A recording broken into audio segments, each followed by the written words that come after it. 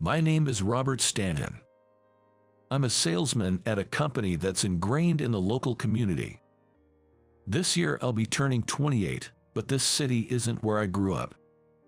I left my hometown as soon as I graduated high school and made a beeline for this place. I'm genuinely thankful to the boss who hired a high school graduate like me and helped me grow into the man I am now.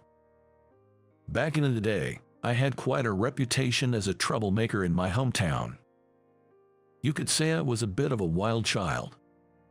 I had a thing for motorcycles, and I was pretty darn good in a fight too. Or rather, I guess I just hated losing. After all, you can't lose a fight if you don't admit defeat. However, my wild antics definitely caused some headaches for my folks and teachers back home. These days, I'm all reformed and a respectable member of society. I don't go back to my hometown, but each time I reach out, I can tell my parents breathe a little easier. I've even started to send them a little money now and then. One day, after coming back from a client's place, I got a call from the boss. Apparently, he'd been waiting for me. I made my way to the boss's office, where the ever white-haired man greeted me. I apologize for keeping you waiting. As I lowered my head in apology, the boss just smiled and said, "No problem." This boss of mine, he's one of the good guys and is well known even in this town. He's pretty invested in community development and knows a lot of folks. People come to him for advice on all sorts of things, not just work-related. And he's always been incredibly caring. Despite having no ties to him, he took me under his wing like I was his own son. I was motioned to sit on the guest sofa. As I sat down, the boss started to talk. "Sorry for being so sudden, but Robert, what do you think about matchmaking?" Caught off guard by the sudden proposal, all I could do was let out a puzzled sound. I mean, it's true my social life lacks a feminine touch. Mainly because I haven't felt the need for it. To set the record straight though, it's not like I can't attract the opposite sex. It's just that I haven't felt like dating anyone. I still think I'm in the middle of getting my life back on track. I just wasn't in the mood to get a girlfriend. But what the boss suggested was matchmaking. This wasn't just about introducing her, it was about setting me up for marriage. Moreover, the introduction came from the boss, who was my benefactor. I felt anxious, wondering if there was any way out for me. I was trying to think of a way to decline, but my mind was all over the place, especially at a time like this. "Listen, she's the daughter of the owner of Harris Enterprises. You've seen her a few times, haven't you? She shows up at Chamber of Commerce parties too." I'd seen the daughter of the head of Harris Enterprises before. She was well known in this part of town. But not because she's cute. She's famous for never smiling. It sounds good to call her a cool beauty, but she has zero sociability. Her beautiful eyes and well-proportioned face stood out even at the Chamber of Commerce parties. I'd always been friendly with the Harris Enterprises and the boss, and I wondered if maybe the boss couldn't refuse them. "She is about the same age as you. The president said he wanted me to introduce a good young man, and Robert, your face immediately came to mind." He handed over the marriage interview photo with a smile. When I opened the old-fashioned marriage interview photo, there was the daughter of the Harris Enterprises boss, dressed in a formal dress, sitting with a composed look on her face. She was definitely pretty and cute, but I thought I wouldn't like such an unsociable woman. I have my ideals too. A homey, cute girl with a smile. I like girls who eat well. The girl in the photo doesn't look like she eats at all. She looks so out of this world that I thought she might be eating mist or something. I think I'm not worthy. I tried desperately to decline with a non-committal phrase. "What do you mean? Are you saying my eyes are clouded? There's no one more suitable than you, is there?" The boss showed no signs of backing down. In the end, I was overruled by the boss's "why don't you at least meet her?" and I agreed to the marriage interview. Seeing the boss's happy face, I started to feel a pain in my stomach. The date for the marriage interview was set immediately, and I bought a new suit with the money the boss gave me. I wanted to decline the suit, but the boss told me not to destroy his reputation, so I ended up buying a new one. So, on the day of the marriage interview, I entered a high-class restaurant in a brand new suit. I had a sharp pain in my stomach from nervousness since morning. I hadn't told my parents about the marriage interview because I planned to decline somehow. The boss was sitting with me as a substitute for my parents. After a while of sitting, the landlady of the restaurant showed up. And with the landlady announcement that your party has arrived, the face of Harris Enterprises boss appeared. And behind the president, his daughter in a formal dress follows. Seeing her up close, she had skin like porcelain and a beauty that was somehow out of this world. I was taken aback. "Sorry to keep you waiting. This is my daughter. Her name is Nora." President Harris introduces her. She slightly retracted her chin and nodded to me. Of course, there was no smile on her face. Rather, I was startled by the sharpness of her gaze when she quietly looked at me. In the end, the marriage interview was just the bosses talking while we focused on eating. It was a very uncomfortable space.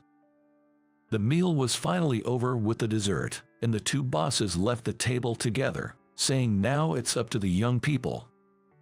It's a common sight at marriage interviews. As soon as the two of them left, the girl who had been silent until now opened her mouth. "Do you want to get married?" Her sudden aggressiveness made me momentarily angry. Who talks like that? Always take the fight if it's offered to you. That's how I've lived thus far. If someone's spoiling for a fight, I won't back down either. Her icy gaze stabbed at me, clearly pissed off at my attitude. The marriage interview was your parents' idea, wasn't it? You could have put it more tactfully. You have been staying silent throughout the meeting. Are you trying to embarrass my boss? Think about it. Once I start talking, it's hard to stop. I express my distaste for her attitude. Acting high and mighty, who do you think you are? Living a life that gives you the right to lecture others. We both seem to have confrontational personalities. After a huge argument that caused the landlady to intervene, the marriage interview ended. I figured she would be the one to reject me. Even so, she was a strong-willed president's daughter. I went back to my apartment and thought about her. I was mad, but there was a part of me that couldn't hate her, leaving me feeling unsettled. Days passed since the marriage interview, and I hadn't received any rejection. Instead, I was called into the boss's office during my lunch break to be told that there was a date invitation from her.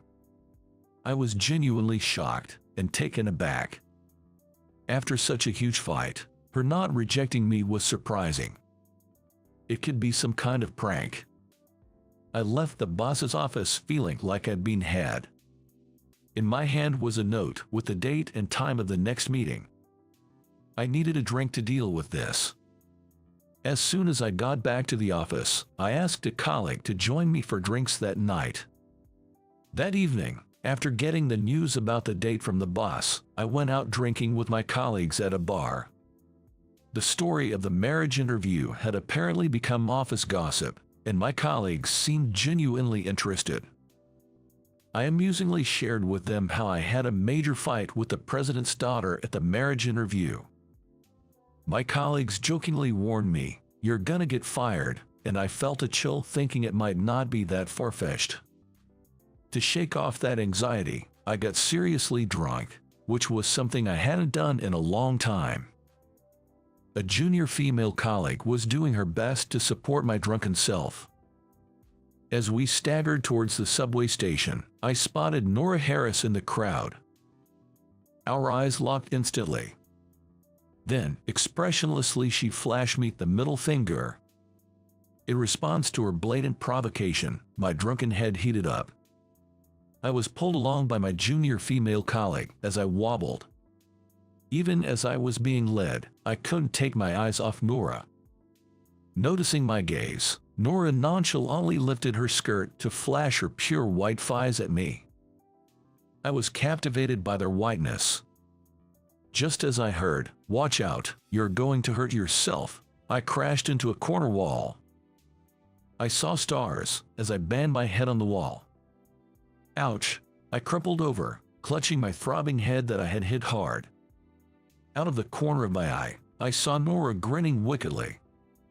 What the hell? I can't help but grumble to myself. She can smile after all. However, strangely, I didn't feel angry.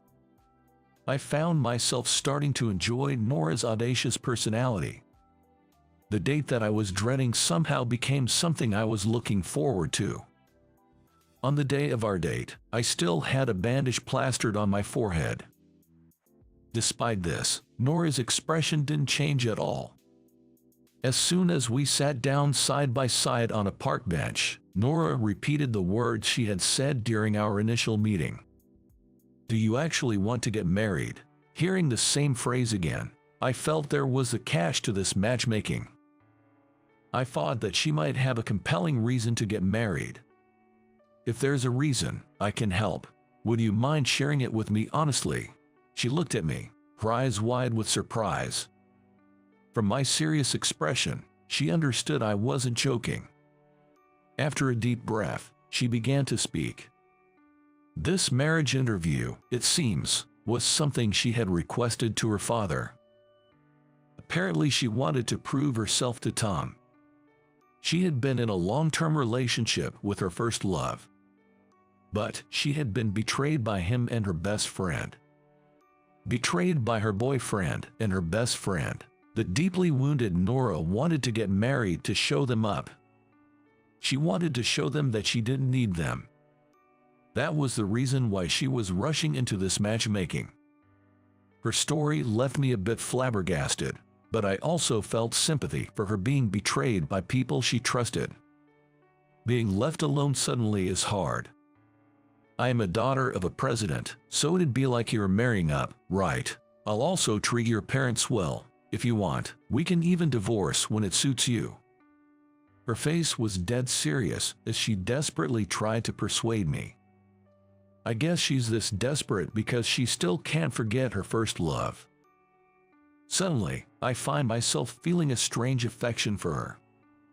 So much for her cool beauty persona. Isn't she just a girl who can't forget her first love? I wouldn't mind going out of my way for her.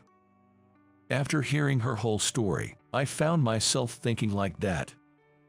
All right, I'll do it. Let's get married. At my response, her face lit up. Thank you. A faint smile played on her lips as she held back her tears. The disbalance in her expression was so beautiful that I found myself at a loss for words. It just hit me how sudden moments that capture your heart can be. The talk of marriage moved ahead swiftly.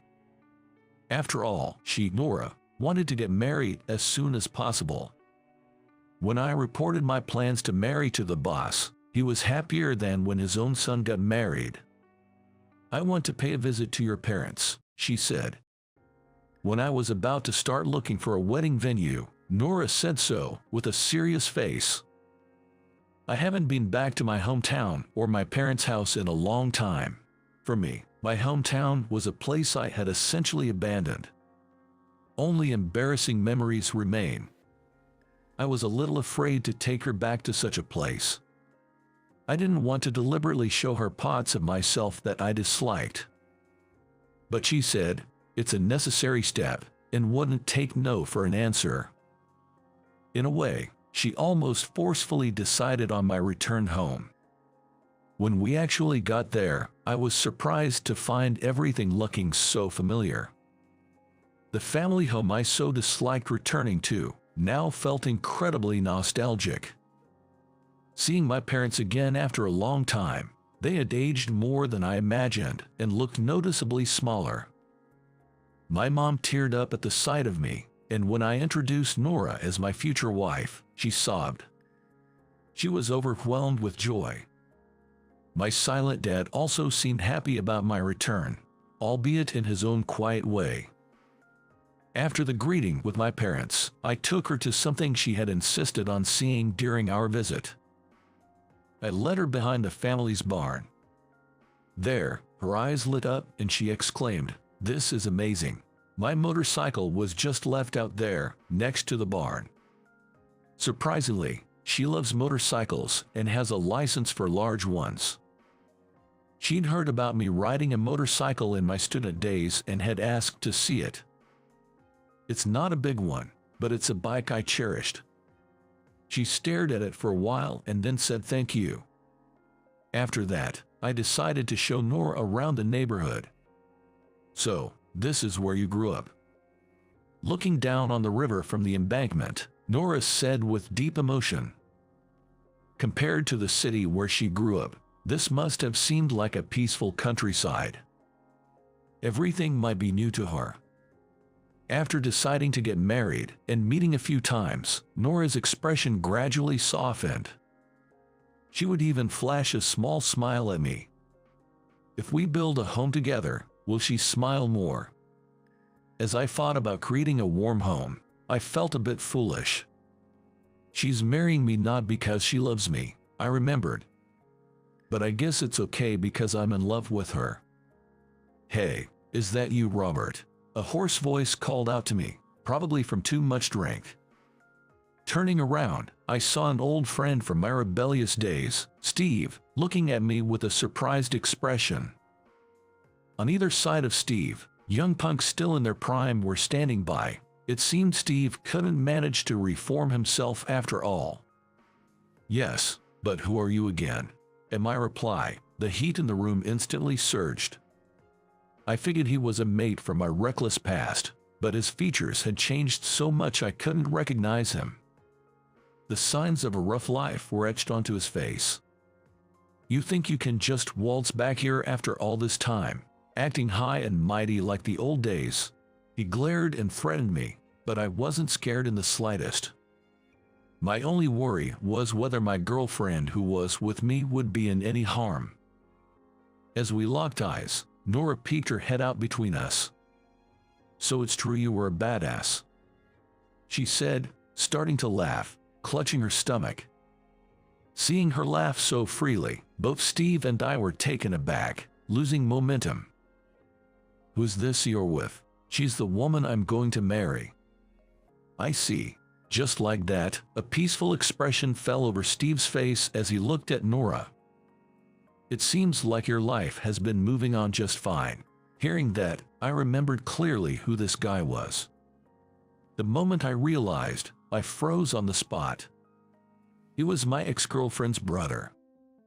I wanted to say something, but the words stuck in my throat, and I couldn't get anything out. While I was frozen in place, he gave Nora a gentle pat on the shoulder and smiled. "Be happy with Robert. I had a sister too. She's not in this world anymore, but do it for her sake as well." Leaving those words behind, he started to walk towards his car parked under the levee. The way he slouched slightly as he walked looked like a testament to the past he was carrying. As I stood there in a daze, Nora took my arm and smiled. "Should we go visit your ex-girlfriend and your buddy?" At her words, I shuddered.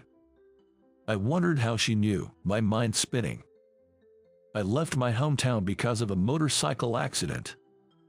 I loved motorcycles since my rebellious days, and in my youthful folly, I thought reckless riding was cool. Back then, my girlfriend was a year younger, and she often rode behind me on my motorcycle.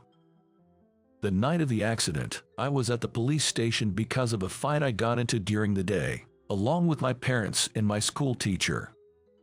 When she heard I was taken to the station, she panicked. She was riding on the back of my buddy's bike to come pick me up from the station when the accident happened. It wasn't because they were riding recklessly. The driver of the compact car that hit their motorcycle was an unlicensed high schooler.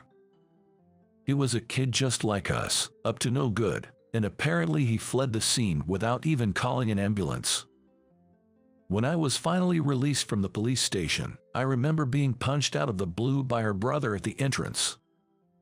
When I finally saw her and my buddy in the cold morgue, I couldn't even cry. I was left in a state of utter disbelief, emotionless, unable to do anything but gaze at the two of them. Afterward, as soon as I graduated, I left my hometown. I left everything behind, including my home, to start afresh. To my surprise, Nora seemed to know all about this. My dad would have definitely looked into my potential match. She said with a hint of regret. It made me wonder, knowing all that, why she would agree to this matchmaking.